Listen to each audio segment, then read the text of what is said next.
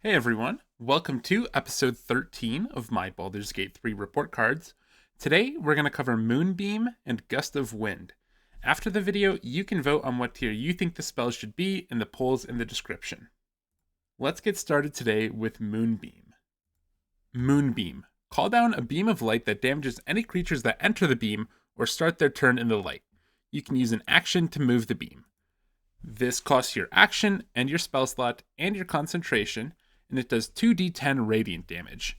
There is a con save to cut the damage in half, and it has a casting range of 60 feet, but the AoE is only 3 feet. When you upcast, you deal an additional 1d10 radiant damage on both the initial cast and the recast. This is learned by Druids and Ancients Paladins.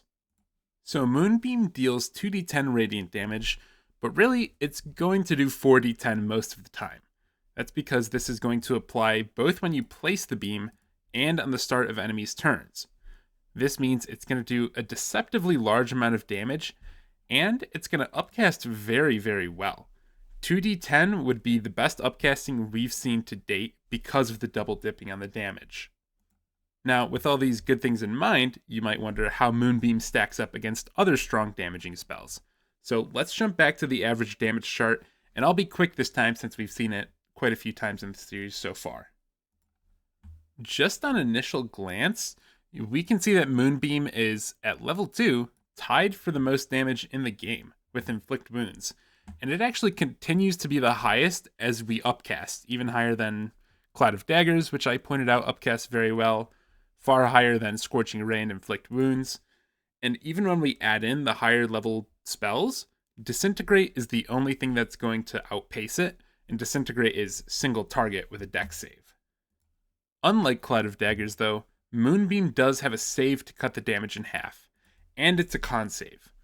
In my mind, con saves are one of the weaker save types and probably the worst. I'm not totally sure about that, but in my playthroughs, con saves seem to be the least reliable.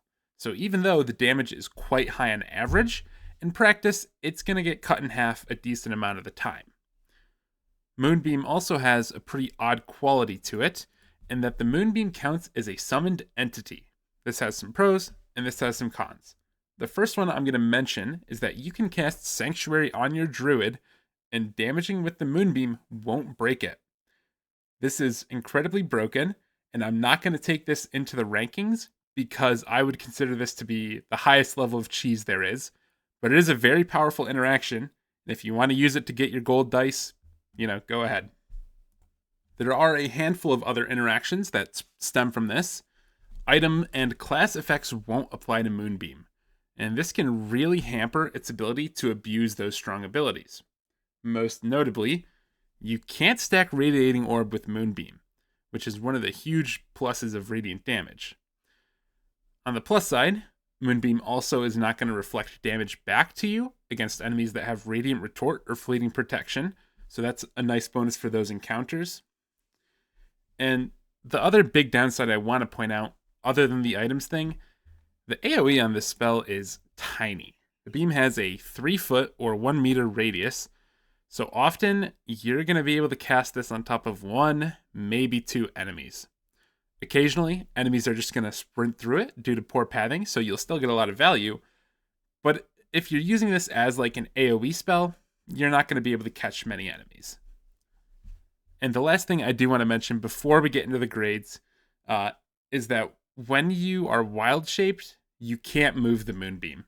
It's a really annoying interaction, and it does make it a poor option to concentrate on if you're going to be wild-shaping frequently. Let's get into the grades now, and this is an S tier spell for base level casting early game and for upcasting. The damage is just too damn good. It doesn't have that hard fall off in Act 2, even if you cast it at base level. That's because in Act 2, radiant damage is so powerful. So in some encounters, this will still do a ton of damage when you cast it at the base level. In the late game, I am moving it down to C tier. Every damage spell is going to fall off at some point if you don't upcast it. That's just the truth and, how the game works. The middle section here is going to be all S's. The spell is just really powerful all around. It has great damage, a great damage type, the ability to hit multiple people, and the ability to recast. It is well worth your spell slot and your concentration. And if you're looking for just raw damage, as a druid, you don't really have better options. Of course, you do have great level 2 spells, but you don't have Cloud of Daggers, Inflict Wounds, or Scorching Ray, so Moonbeam is really your best bet. The bottom section, I am going to give a few lower grades to account for some of the flaws of Moonbeam. We have a C for class synergy because of that unfortunate interaction with wild shaping, and a C for specific builds because of the inability to apply Radiating Orb and use items. Overall, Moonbeam is going to be getting an S from me. I think the spell is excellent, and usually when I play a druid, they're much more of a spellcaster than a wild shaper, so I get a ton of value out of the spell and use it frequently. Let's now move on to the less exciting Gust of Wind. Gust of Wind. Summon a strong wind that clears all clouds. Any creatures caught in the gale who fail a strength saving throw will be pushed back 5 meters or 17 feet and be thrown off balance. This costs your action and your spell slot, and it is a strength save like they mentioned in the description. You cast it, the range here says self, and it means you cast it in a 40-foot line emitting from yourself, and it will push enemies 17 feet or 5 meters. There's no upcasting benefit, and this is learned by druids, sorcerers, wizards, and tempest clerics, as well as storm sorcerers, eldritch knights, and arcane tricksters. As we read, and I'll say it a third time, Gust of Wind is a strength save spell to push the target 17 feet. The primary use is to reposition or hopefully insta-kill targets by pushing them into a chasm. Repositioning enemies is useful, but it's often not worth the spell slot, usually not worth it, especially with how limiting the shape of Gust of Wind is. Insta-killing though, that's definitely worth the level 2 spell slot. It's worth pretty much any spell slot. This also has the side effect of giving enemies the off-balance condition, which gives you advantage on one attack, or really until they take damage, and the target gets disadvantage on strength or dex saves. Strength and dex saves. This is mildly useful.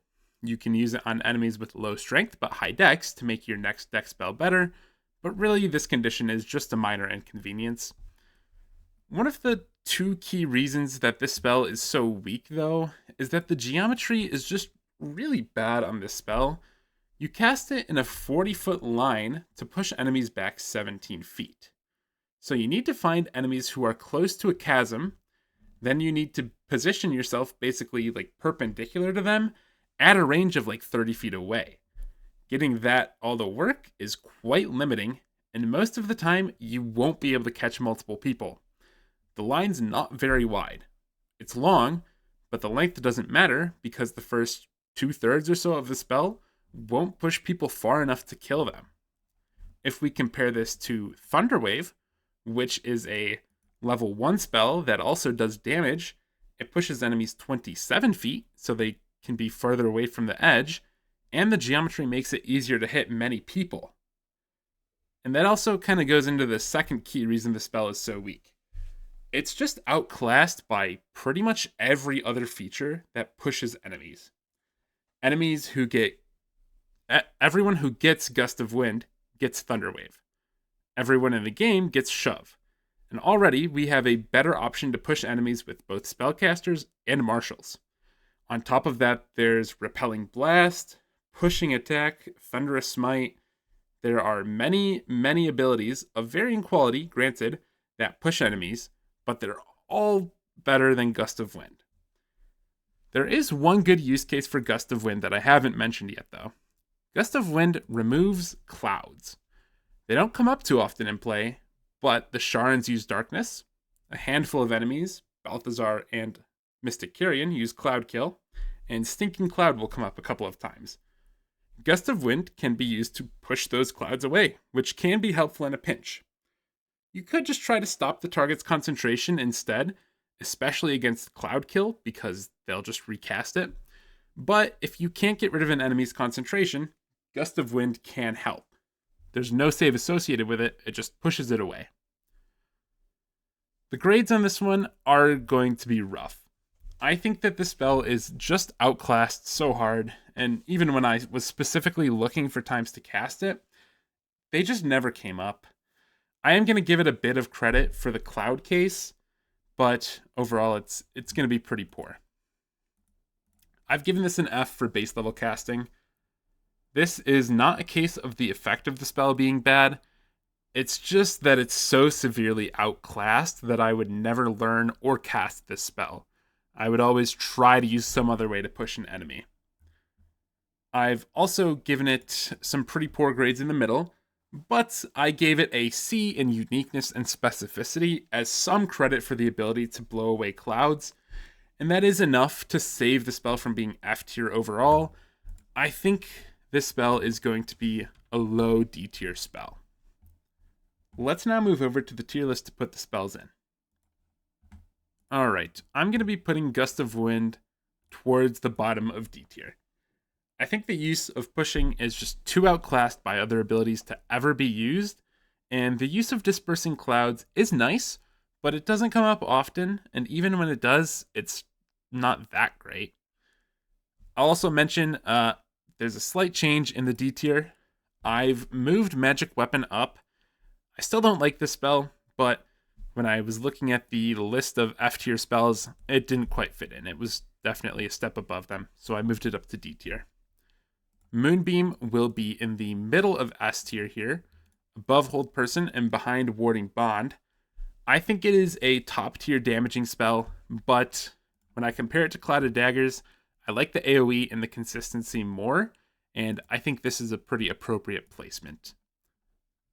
That's all I've got for today. Let me know what you think in the comments, and you can vote in the polls in the description. Thank you all for watching, and have a good one.